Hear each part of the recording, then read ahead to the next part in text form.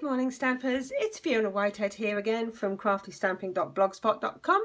Thank you for joining me today, and I'm going to show you the tutorial of this card that's on my blog. I put it in for the Global Design Project challenge this week, and I'm going to show you how I made it. It's called the shadow technique. It's not something I've invented, and there are lots of examples on in the internet, but I just thought I'd show you how I've done this using the Fabulous Beautiful You set. In case you haven't seen this set, and I would imagine you have, it is 13 wonderful stamps for only £25, and there are so many ways we can use this stamp. It's becoming a firm favourite with lots of us, I'm sure. So let's get started. I'm using the greys again because when I did this card a couple of days ago, it was a grey miserable day here in the UK, but today the sun is shining and there's frost on the garden and it looks ever so pretty. So bearing that in mind, I do get bored quite easily when I make cards, I must say, so I don't tend to do the same one twice. So I've just changed this up a little bit, and today I'm going to be using Pool Party as the inks and a bit of Pool Party in the background paper. So I'm still using the basic grey, because grey isn't normally a colour I use, and I had quite a lot of it, so I thought it looked nice with the girls with the umbrellas up.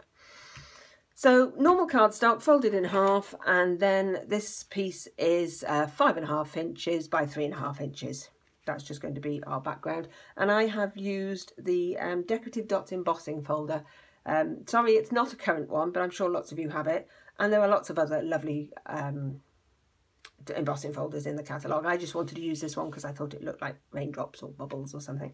So that's what I've done with this, and then our piece of white cardstock is 2.5 inches by 5 inches.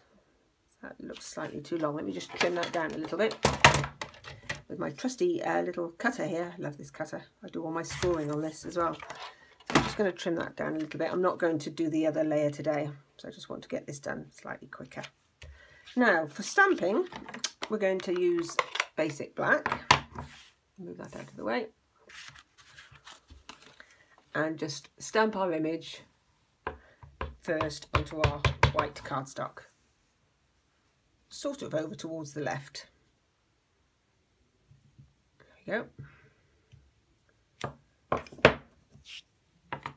Now we're just going to clean our stamp. I would not normally use my stamper mist, but just to make it a little bit quicker today, and I want to make sure I do get all that ink off because it's going on my Versamark.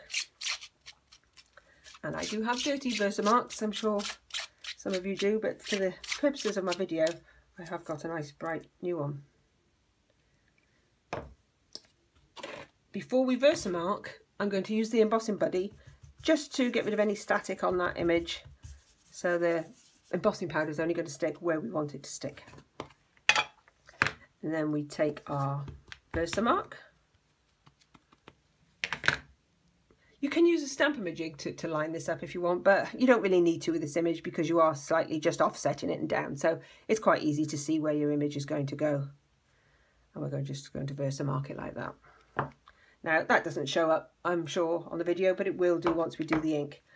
Now I've used white embossing powder just to go over that. Sprinkle it on and use the heat tool to set it. Now I'm not going to let you listen to my heat tool buzzing away, and it's over the other side of the room because I haven't got a plug here, so I've done that already. Look, here's one I did earlier. Then I'm using Pool Party ink to match the Pool Party background that we've got, and I'm going to use my dauber, which was here a minute ago. How do these things disappear? This happens all the time. You get yourself all organised and it just disappears. So just going to pick up some of the ink onto my sponge dauber and just rub it onto the image, and you'll see the white embossed image start to pop. You can use a sponge, or you could even brayer it as well if you wanted to, and you can do as much or as little as you like. The darker you go, the more the image is going to pop. You could do different colours as well if you wish. You could do a sort of ombre style. And there you can see the image is starting to pop. Just give her a little bit more blue on the white. It's like magic.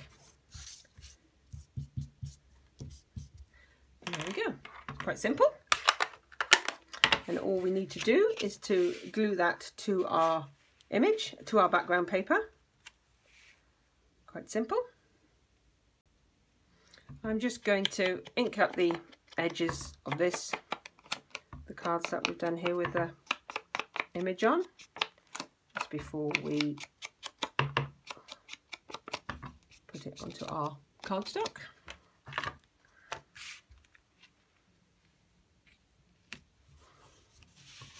Like that.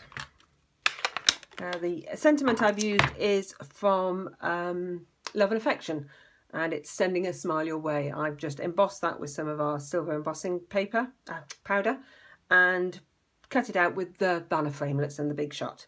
Popped it on some dimensionals, and I'm just going to pop that on there. I've just curled it a little bit as well. I haven't sort of bordered the edges with this one or inked that one. I just want to keep that as it is. And there we are. There's our card. So thank you for joining me. I hope you enjoyed that and you get to have a play with the shadow tutorial. If you'd like to subscribe to my channel, one lucky subscriber at the end of the month will win all the projects that I've featured on my channel for that month. So thank you for joining and good luck, and hope to see you again soon. Thank you. Bye.